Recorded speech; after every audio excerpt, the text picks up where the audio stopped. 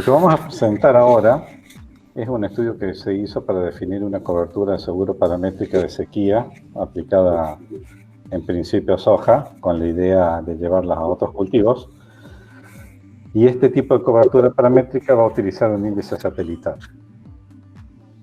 El laburo se hace en conjunto con Sancor, que es quien requiere inicialmente la definición de este procedimiento para definir la cobertura, para que ellos la pudieran presentar a la Superintendencia de Seguros, para que se los aprobaran.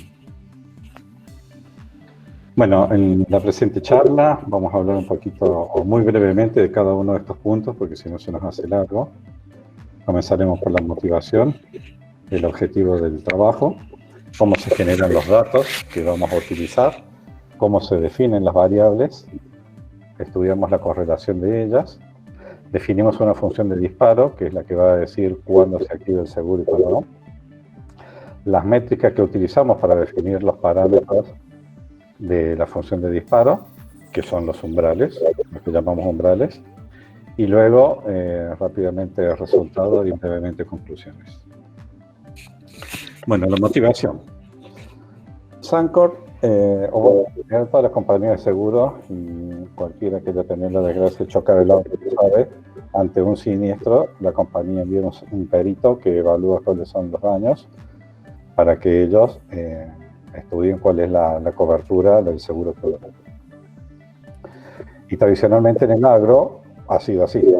Se envía un perito idóneo a que analice una sequía o un granizo, cualquiera sea el evento que ocasione el daño. La idea de los seguros paramétricos es que sea un índice el que defina esto en lugar de un perito. Y lamento si pierden la un perito, pero es lo que se está poniendo de moda, que es que un índice determine cuándo una cobertura, en este caso de seguro, tiene que cubrir un supuesto daño. En este caso en particular, lo que queremos hacer es analizar la problemática sería sequía. Más adelante está pensado llevar esto también a, por ejemplo, los eventos de inundación. Pero para el momento este trabajo en particular es sobre sequía. Con esa motivación en mente, el objetivo del proyecto es, bueno, definir la maquinaria que nos permita obtener este índice, que nosotros llamamos en este caso índice satelital, porque lo que nos permite es cuantificar el daño agrícola, cruzando información satelital con datos de rendimientos, que en este caso en particular los tenemos a nivel de departamentos. Una vez que estudiamos y vemos si existe una correlación entre estas variables, que la hubo, por eso el trabajo pudo seguir adelante, se calculan cuáles son los umbrales que determinan el evento considerado sequía, para que la compañía de seguro proceda a cubrir el daño que ha sufrido el cliente. Y por último, la idea es generar mapas históricos que revelen cómo ha sido el nivel de intensidad de la sequía a lo largo de los últimos 20 años, para que ellos tengan un estudio de cómo se comportan las diferentes zonas donde ellos aseguran a sus clientes.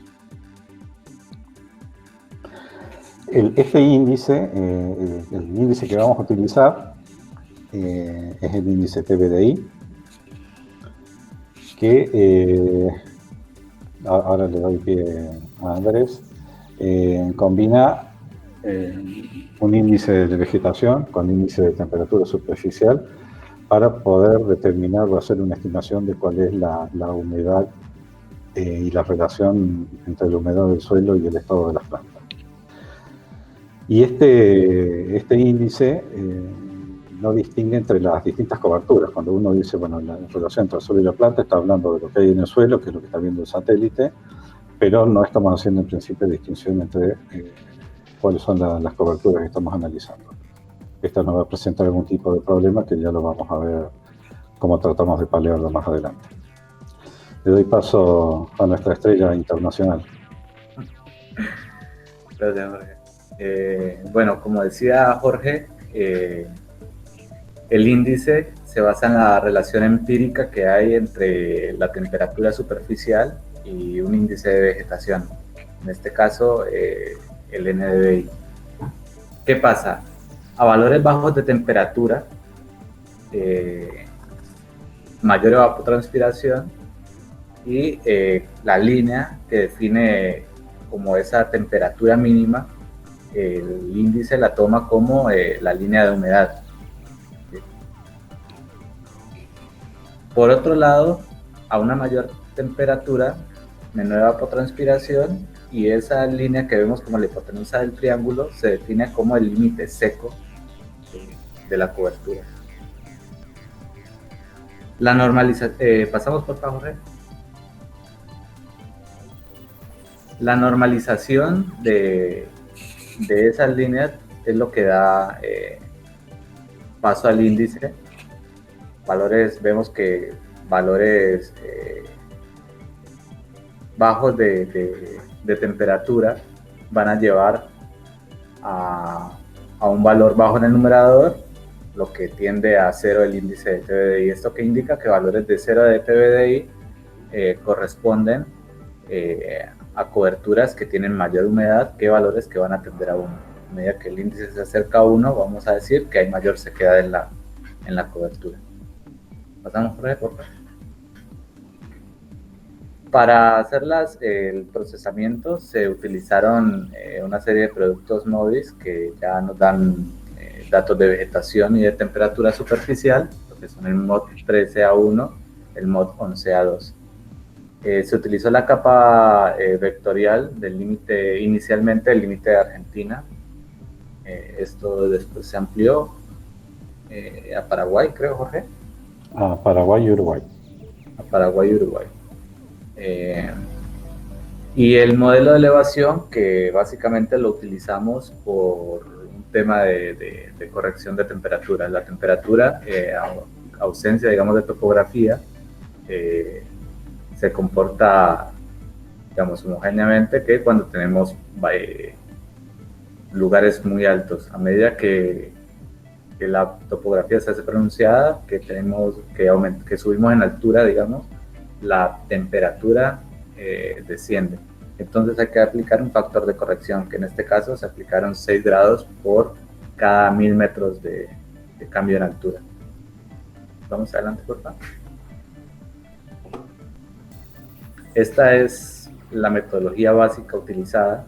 Entonces tenemos los productos de vegetación y LST, que es la temperatura superficial, que se construyen los mosaicos de la zona de interés, y el DEM de entrada para hacer la corrección de temperatura. Eso conlleva al cálculo del TBDI.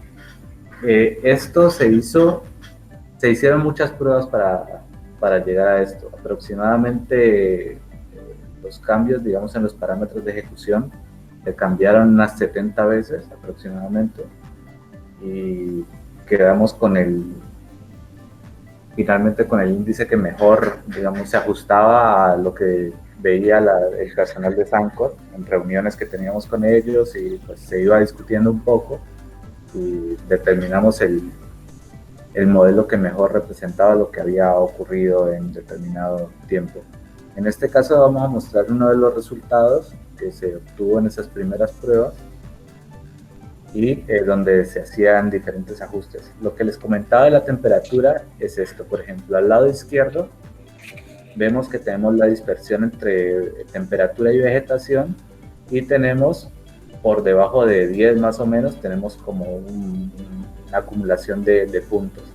Esos puntos son los que las temperaturas bajas que se empiezan a dar por el cambio en altura. Así que después de aplicar, al lado derecho tenemos cómo se comporta mejor la distribución de acuerdo a lo que tenemos de datos empíricos. Vamos, por favor. Y finalmente se obtiene el índice del TBDI, que lo que vemos ahí, por ejemplo, si vemos, se corresponde la parte húmeda con la pampa húmeda y un poco más seco hacia el lado de la cordillera. Esos resultados, este procesamiento se hizo para todos los datos MODIS partir de 2000 hasta, bueno, todavía está en ejecución. En este momento lo tenemos disponible en el visor que se hizo, visor que manejamos en el instituto, que inicialmente se hizo para los proyectos integradores de la maestría, pero que se le incorporó toda esta parte de procesamientos. Todo lo que son mosaicos, los tenemos aquí. Tenemos los mosaicos de NDVI, de NWI, de temperatura, y los TBDI, que son estos índices. Esto está disponible tanto para consulta como descarga, ¿sí? Están todas las fechas procesadas.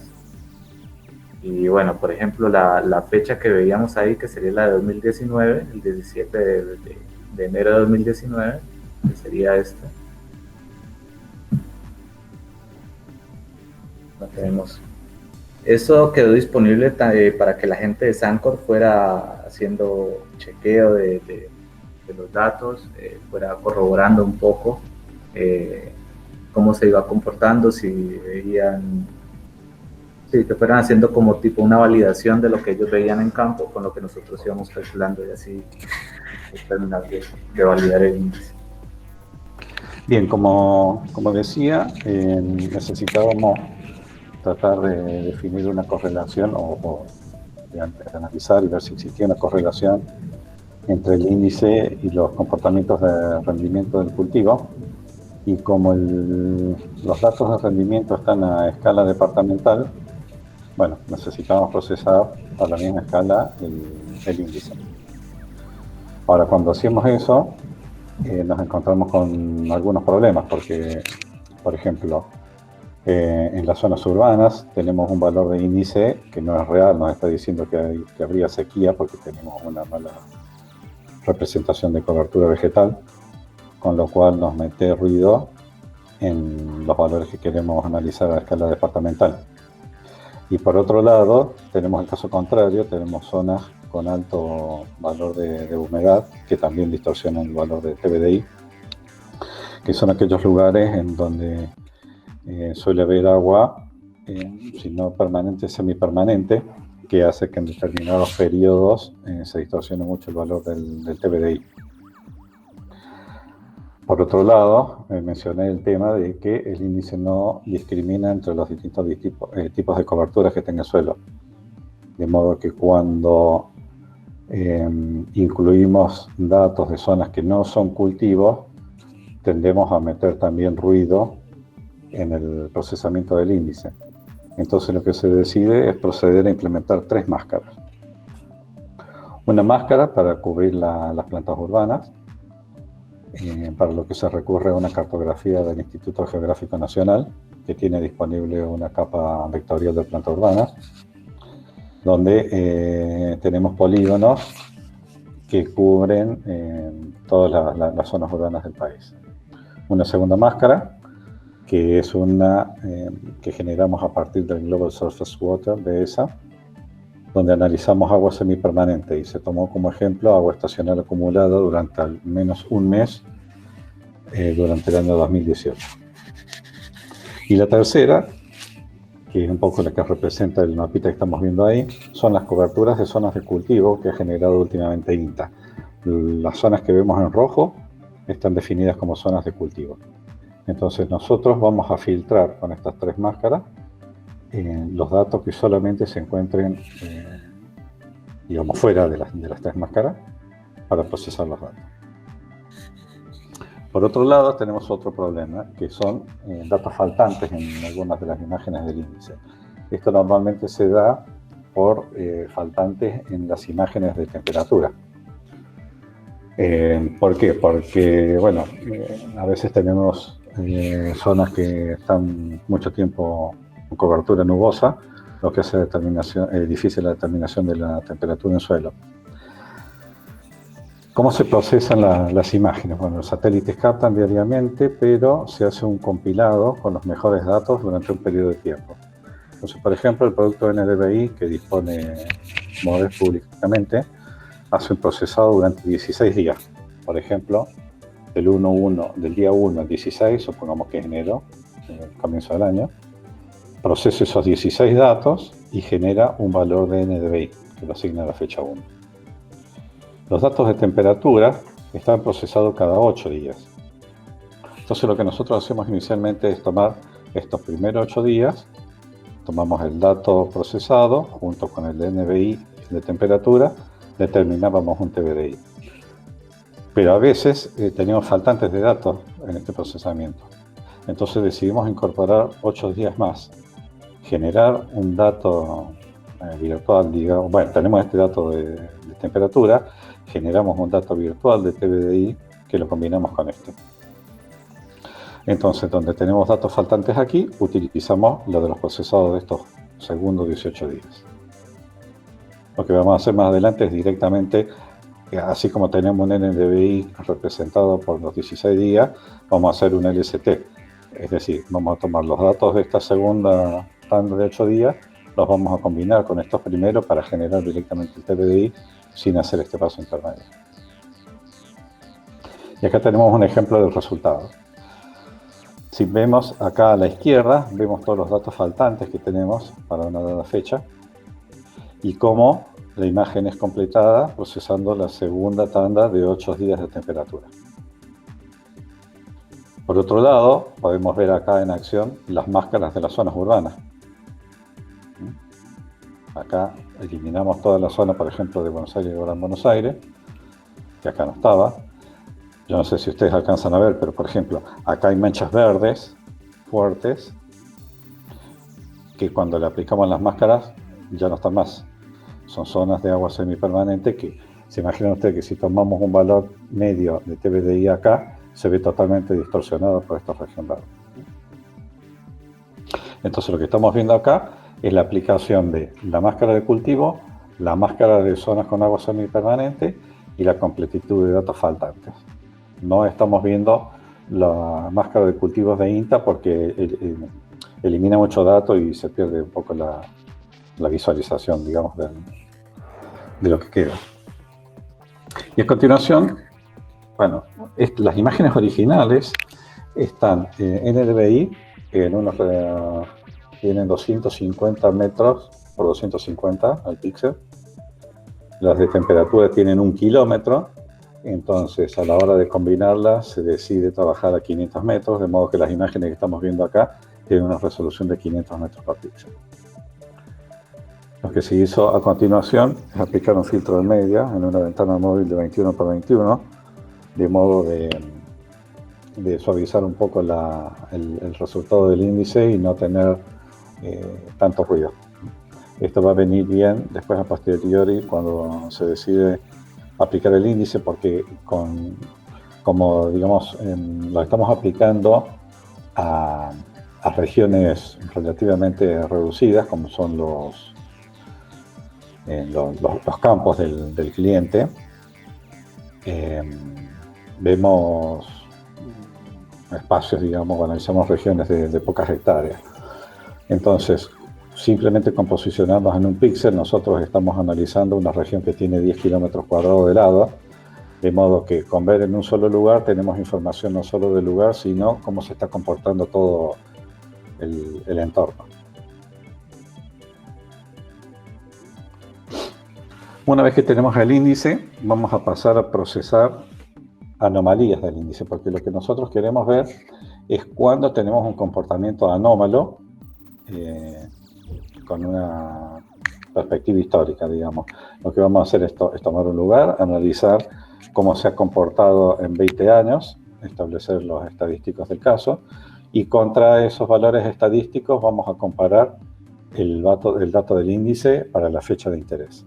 Entonces definimos la anomalía en un píxel dado como el valor del TBDI en ese píxel menos el valor histórico medio en el píxel y la normalizamos con la desviación estándar. Definida así la anomalía, va a ser en principio la variable inicial con la cual vamos a trabajar. Para la generación de los estadísticos utilizamos los años del 2000 hasta el 2019, que son todos los datos disponibles de Modis al momento.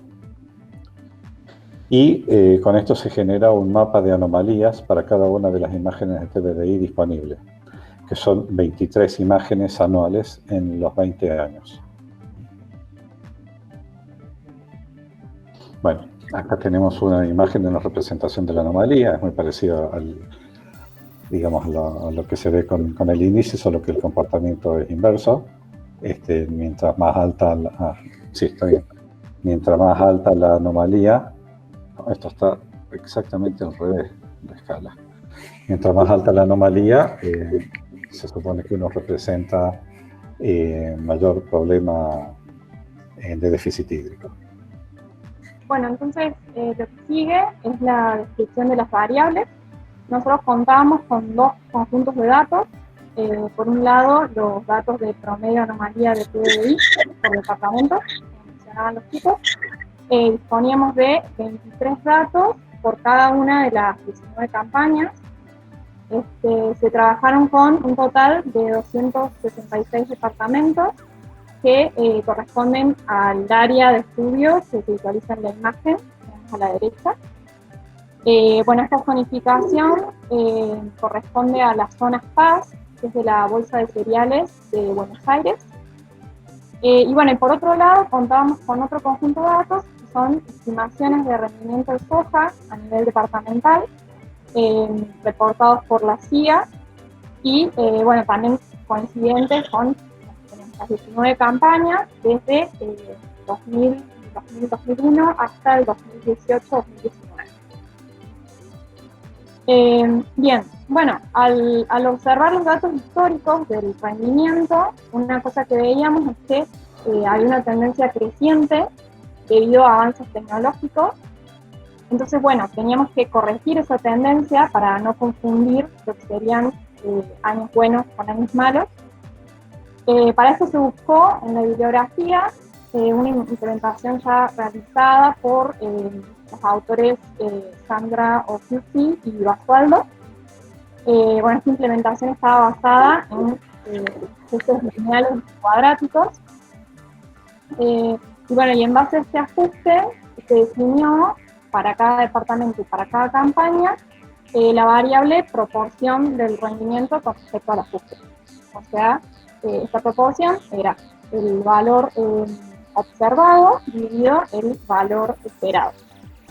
Bueno, ahí en la imagen podemos ver un ejemplo del ajuste en rojo para el caso particular del departamento de Castellano, que está ubicado en la provincia de Santa Fe.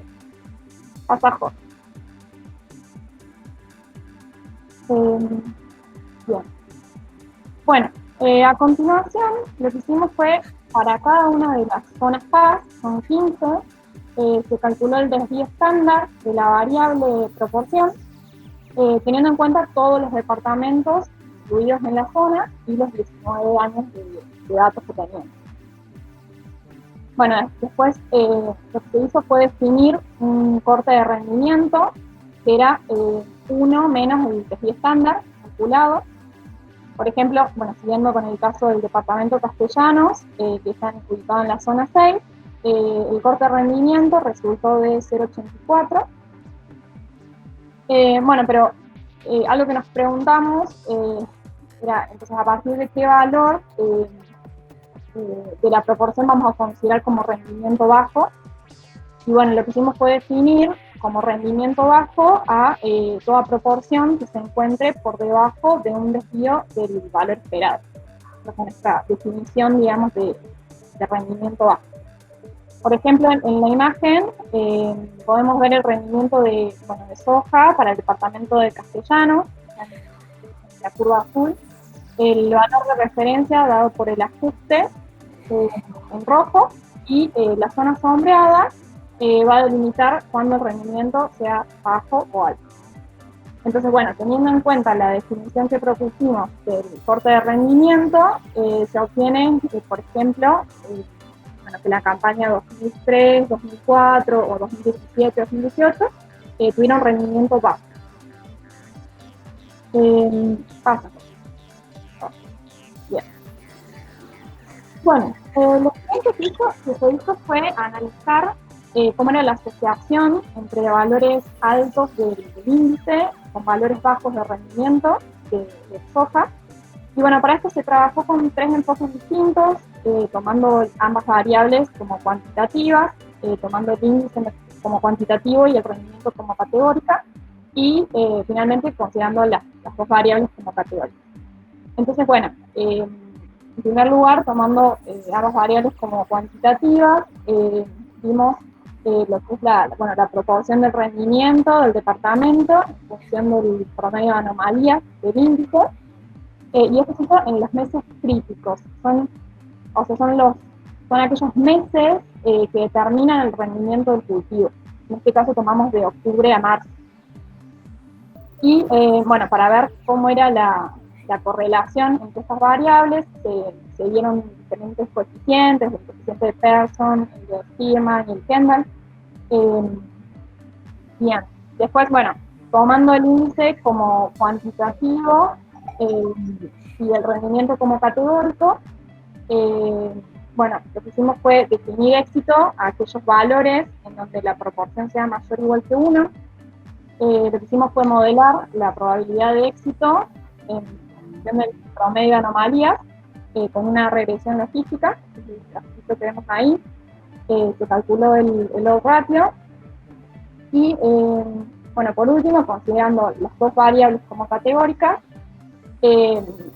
bueno, ya teníamos categorizada el rendimiento. Hicimos lo mismo con el promedio de anomalías, se probó con distintos umbrales y, bueno, se obtuvo cuadros como el que vemos en la pantalla, y se analizaron distintos coeficientes, el coeficiente phi, el de contingencia, la B de Kramer, el phi cuadrado. Y bueno, lo importante de todo esto es que en todos los casos pudimos concluir que existe evidencia para afirmar que hay una asociación entre variables. Queríamos estudiar. Pasa. Bien.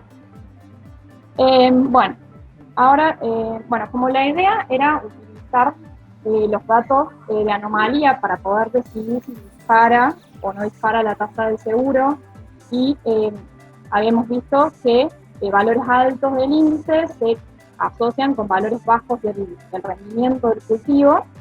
Entonces, tenía sentido pensar que si el índice se mantiene alto durante un tiempo, entonces lo que se estaría observando es una sequía que está perdurando.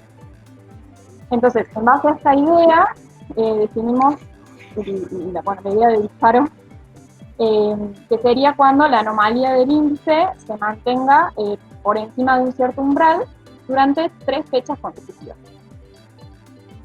Bien, ahora, como nosotros consideramos que los datos del índice pueden tener asociado un ruido, por ejemplo, por el instrumento satelital u otros factores. Entonces, bueno, una propuesta fue suavizar la serie con distintos métodos. Por ejemplo, utilizamos el método exponencial y el método de medios móviles. Bueno, y usar esta serie suavizada para determinar si hay un disparo o no. Bien, entonces, bueno, lo que vemos acá, se propusieron 11 funciones de disparo distintas en base a 2 grandes grupos.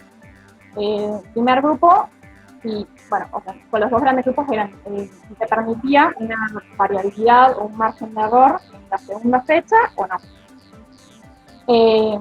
Bueno, y dentro del grupo en donde no se permite variabilidad en la segunda fecha, consideramos las opciones de trabajar con datos crudos o con los datos suavizados. Y a su vez distinguimos el tipo de suavizado, que bueno, un poco ya las he mencionado antes, que era el suavizado exponencial, el suavizado de medios móviles con ventana de 2 o el de medios móviles con ventana de 3. Bueno, entonces ahí ya tenemos esos distintos casos de funciones de disparo. Y bueno, dentro del grupo en donde sí se permite un margen de error en la segunda fecha, teníamos varias opciones de acuerdo a cuánto era ese error, digamos. Y bueno, y ahí probamos errores fijos para todos los departamentos y errores que dependían del comportamiento del índice en el departamento. Y ahí, por ejemplo, usamos bueno, el error cuadrático medio de los distintos métodos de suavizados que habíamos implementado como errores. Bueno, lo importante de esto es que cada una de esas 11 funciones de disparo van a definir una variable categórica con valores true false en función de si dispara o no dispara. ¿Querés pasar? Bueno, entonces, había que definir en qué rango de fechas íbamos a observar el índice. Nosotros trabajamos con 4 rangos de fechas distintos, que son las que vemos acá en calendario juliano, desde la fecha 305 a la 49, desde la 321 a la 65, desde la 337 hasta la 81 y de la 1 a la 81. Bueno, en el primer cuadro estaría representado el escenario de la cosecha de soja de primera, en donde se utilizaron 14 de las 15 zonas PAS, y se consideraron el rango de fechas de TDI que correspondía al periodo crítico del cultivo. Para hacer esto nos basamos en información de la hora. Y bueno, en el segundo cuadro se presenta el caso análogo, digamos, para soja de segunda, en donde ahí se tuvieron en cuenta 9 de las 15 zonas PAS, y el rango de fechas que se miró es el de la 1 al 81. Entonces, ya se tiene construido el índice, se tiene definido de diferentes maneras que sería disparar o no disparar, y se tiene alguna idea de definición de que sería un rendimiento bajo o alto. La idea es poder brindarle entonces a Sancor una metodología concreta de cómo tiene que comportarse el índice, de cuál de estas funciones de disparo se debería quedar, y qué valores concretos de umbrales tienen que mirar para poder activar el seguro. Entonces queríamos encontrar valores de umbrales óptimos por zona, para los cuales esta asociación de estas variables categóricas sea buena. Para ello fue necesario definir qué significa que sea buena, que significa que valores altos de anomalía tengan relación buena con rendimientos bajos. Por zona, entonces, se ha observado, como está el scatterplot de la izquierda, los diferentes casos que se tenía, donde un caso es un departamento de una campaña, y cada uno de estos casos iba a caer en uno de estos 4 grupos, en función de si disparó o no el seguro, y si el rendimiento era alto o bajo. Esto depende fuertemente de cuál de las 11 funciones de disparos se tomaba, como decía recién Julio. Se definieron entonces, junto con Sancor, cuáles son las métricas que nos importaban observar para saber si un determinado valor de umbral era considerado bueno o no. En el caso del scatterplot se está graficando, representando un valor de umbral 0, que sería una línea roja vertical, y un corte de rendimiento de 0,77, que es la línea horizontal verde. Dado estos valores, las métricas que definimos eran, la primera fue cuántos de los que al final dispararon efectivamente el rendimiento fue bajo, y esto queríamos que sea un valor alto, pusimos como un corte mayor a 0,55.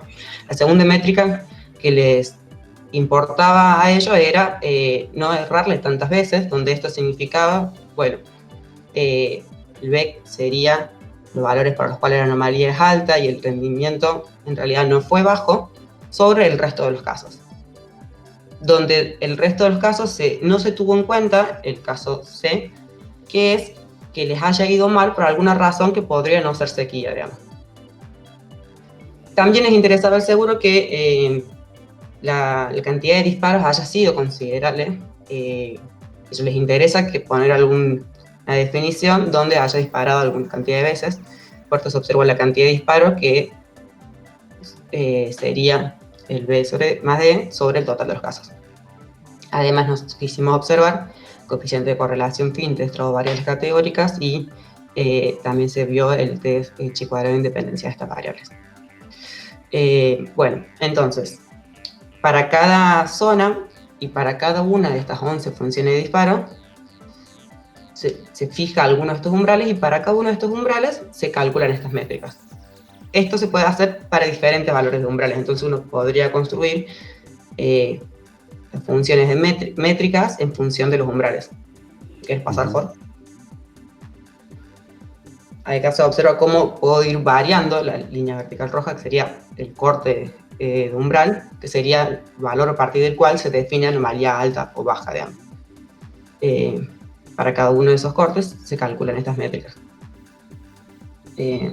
Fácil. Podemos construir así estas funciones de métricas para cada zona. En este caso se muestra la zona 8, que es la de Entre Ríos, y con la función de disparo de permitir error en la segunda fecha de 0 a 10.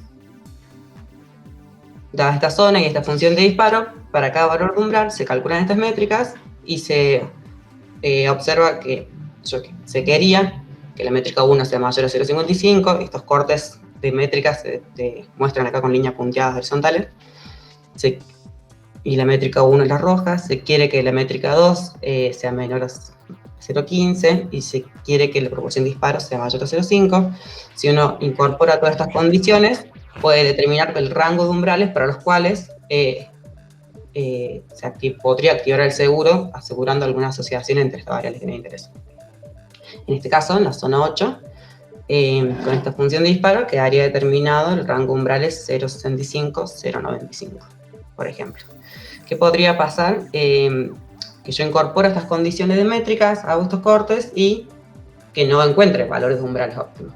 Entonces, lo que se buscó hacer es, bueno, vamos a hacer la misma metodología, pero flexibilizando la definición de corte de rendimiento. O sea, flexibilizando, ¿qué significaría? Rendimiento bajo. ¿Quieres pasar el siguiente, Jorge? Si uno piensa en el scatter de recién, sería que la línea verde ya no sea tan baja, sino permitir que sea un poco más alta. Y corriéndola, o flexibilizando la definición de rendimiento bajo, y para cada una de estas opciones, volver a hacer esta metodología para calcular los rangos de umbrales. Y quedarnos así con el primer valor de corte de rendimiento para los cuales se encuentra un rango de umbrales distinto del vacío. Entendemos que a medida que vamos flexibilizando el corte de rendimiento, de alguna manera estamos perdiendo la capacidad de detección de pérdida, digamos. Bueno, esto se realizó con las 11 funciones de disparos y para todas las zonas, y se obtienen salidas como el siguiente. Pasando mejor. Abajo se observan las distintas solapas, son las distintas funciones de disparo.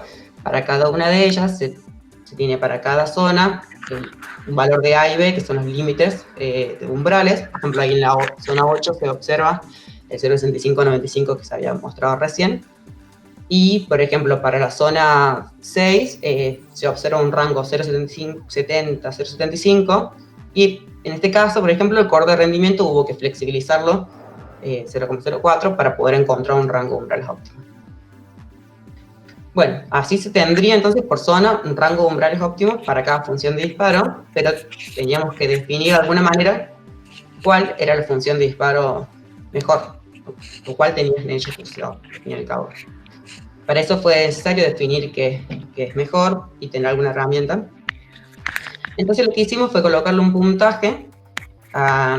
Tefi, disculpame un segundito. Aclaremos que, por ejemplo, acá en la zona 1 y la 4, no importa cómo manejáramos las métricas ni los cortes de rendimiento, no hubo forma de determinar un umbral óptimo que representara, o un rango de umbrales que representara todas las condiciones que se habían fijado. Sí, de bueno.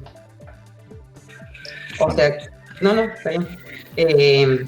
O sea, que la función de disparo sea buena, sería, por ejemplo, en el caso de la zona 8, que no hizo falta como correr, flexibilizar corte de rendimiento, y en el caso opuesto sería que no importa cuánto flexibilicé, no encontré un rango de umbrales óptimo. Entonces, justamente en base a estos extremos se definió un puntaje, que está a la derecha, en función de cuánto fue necesario flexibilizar el corte de rendimiento para encontrar umbrales óptimos, donde el caso extremo serían 0 si no lo encontró. Entonces se tiene para cada función y para cada zona un puntaje, y viendo el comportamiento de todos ellos, se eligió como función de disparo observar las anomalías entre fechas consecutivas por encima del umbral, permitiendo en la segunda fecha el error de 0,10. Eso. Esto, en base a esto, entonces, si querés, el siguiente, Jorge, me parece. Bueno, esto no, con el score definido, nos decantamos por este error, ¿no? Que tiene mejor score. Claro, donde, digamos, score estamos llamándole a la suma de todos los puntajes para toda la zona. Bueno, en realidad, dependiendo de en qué fecha se miraba, como decía Juli, se podría pensar en mirar soja temprana o soja tardía. Y acá mostramos cuáles serían entonces los rangos umbrales por zona para soja de primera y soja de segunda. Donde en cada caso estábamos mirando la fecha de cultivo de interés. Lo mismo se podría realizar, correr toda esta maquinaria, pero calculando, no, si querés pasarlo, donde no estoy eligiendo en cada zona algún rango de fechas, sino lo que se muestra acá es en todas las zonas mirar el mismo rango de fechas, y acá se observan los 4 rangos de fechas que decía Juli, donde por ejemplo están pintadas, seleccionadas, para cada zona las fechas donde hay cultivo. Por ejemplo, la zona 3 está pintada 321, 65 y la 181, porque en la primera es la fecha donde hay soja de primera y en la segunda soja tardía. Si bien no en todas las zonas hay cultivo todas las fechas, se quiso elaborar esto para después construir para cada rango de fechas un mapa de umbrales, digamos. Entonces vamos a tener un mapa de umbrales óptimos a mirar para la fecha 305.49, por ejemplo, que es desde noviembre a febrero, hasta el último caso, que es 1.81, que es de enero a marzo. Entonces, una vez definidos los valores de umbrales para cada una de las zonas, para cada una de las 4 fechas, lo que hacemos es representarlos aquí gráficamente. Por ejemplo, estamos viendo el umbral inferior para el rango de fechas 1 al 81, donde cada zona está graficada, bueno, en algún color según el valor del umbral. Observemos que la zona 1 y la 4 no tienen datos, que es lo que vimos, que no hubo forma de encontrar una combinación de todas las variables adecuadas para generar un umbral. ¿Qué es lo que sucede con esto? ¿Cómo se utiliza este umbral?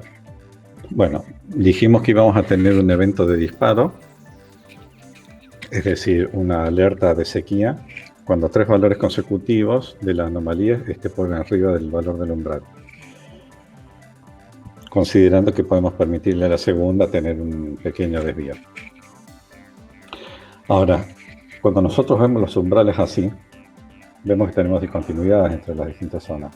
De modo que cuando queremos representar las anomalías, tenemos problemas de discontinuidades reales. Tan pronto parece haber sequía en algún lugar, y en cuanto uno cambia de zona, deja de haberla, lo cual genera obviamente serios problemas. Entonces, ¿cómo hacemos para tratar estas discontinuidades? Bueno, lo que hacemos es tomar todos los umbrales y vamos a hacer una interpolación por distancia inversa ponderada.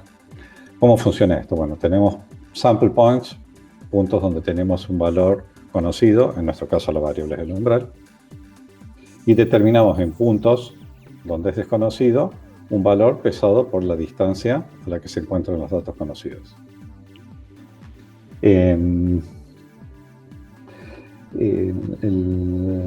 Déjenme volver un segundito acá atrás. Entonces, ¿qué es lo que hacemos? Vamos a decir cuáles son nuestros puntos conocidos. Nuestros puntos conocidos va a ser el centroide, el centro geométrico de cada uno de los polígonos que representan una zona, que es donde está puesto el numerito. Ese va a ser nuestro sample points, son los números, y lo que vamos a hacer es interpolar en todo otro lugar el valor ponderado del umbral.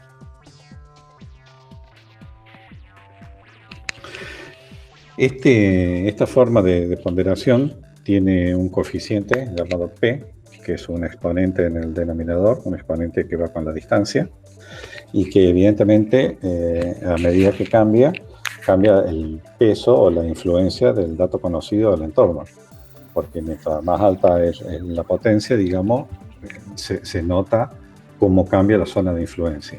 Si vemos, por ejemplo, acá con P igual a 2, observemos que cada sample point afecta hasta cierto punto su valor se impone, pero a medida que estamos un poquito más lejos, pesan todos los demás. Lo que nosotros queremos hacer es tener una representación. A ver, ¿por qué hacemos esto? Para tener este comportamiento continuo del umbral. Pero nosotros queremos que esto sea representativa de cada zona. Entonces empezamos a jugar con el valor P. Cuando llegamos a un coeficiente 5, vemos que prácticamente en todas las zonas está representado el valor del umbral por sus sample points y pierde influencia a una distancia lo suficientemente razonable como para que sea representativa dentro de cada polígono el valor del sample point. Entonces, observen que acá, fíjense que en las zonas 1 y 4, que no teníamos datos, acá el valor del umbral está representado por la interpolación que se hace desde todos los sample points en todos los puntos de la zona. Ahora, esta es una solución posible, pero considerábamos que podíamos mejorarla. Y, por ejemplo, una propuesta inicial fue utilizar para, por ejemplo, la zona 4, los valores de umbrales de todas las zonas promedio. Asignarle ese valor con un nuevo sample point en el centro geométrico del polígono y volver a hacer la interpolación. Una segunda opción, que es la que finalmente voy a mostrar, fue decir, bueno, ya que tengo yo en el centro geométrico del polígono el valor determinado por todos los otros centros geométricos por la interpolación, en vez de promediar la zona, digo, bueno, no, voy a usar en ese punto el valor de la interpolación y genero un nuevo sample point para las zonas 1 y las zonas 4. Yo no sé si se alcanza a ver, quizás soy muy optimista con las imágenes, pero en esta segunda imagen está esa corrección. Y no sé si se alcanza a ver, se extiende un poco más la zona de influencia del sample point en todo sentido. Entonces, lo que estamos haciendo es tratando de llevarle a toda la zona, así como hacemos con esta, a toda la zona, representarla por el valor del umbral que está en el centro geométrico. Con estos valores de umbrales, entonces, bueno, esta la voy a saltear porque ya la explicó con detalle Juli, porque ya se nos está haciendo medio tarde. Hacemos los mapas de disparo. ¿Qué es lo que estamos viendo acá? Bueno, tomamos los valores de los mapas de anomalía para una campaña. Supongamos 2008 o 2009. Entonces, para cada una de las fechas de cada uno de los 4 rangos de interés, analizamos dónde la anomalía supera el valor del umbral en el punto. Si tenemos 3 consecutivas que cumplan la condición de que son superiores al umbral, permitiéndole al segundo un pequeño error, consideramos un disparo. Agrego una fecha consecutiva y hago el mismo análisis.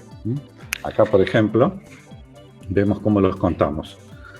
Supongamos que tenemos todos estos valores de anomalía y que nuestro umbral sea de 0,7 y que el error sea de 0,1. Entonces, el primer valor que cumple la condición es 0,7, porque es el valor del umbral. El segundo es 0,6, en principio no me dice nada. Pero el tercero vuelve a ser 0,7. Entonces tengo 2 valores de anomalía que superan el umbral. Y el valor del medio está dentro del rango del error permitido, que es 0,1. Entonces también lo cuento.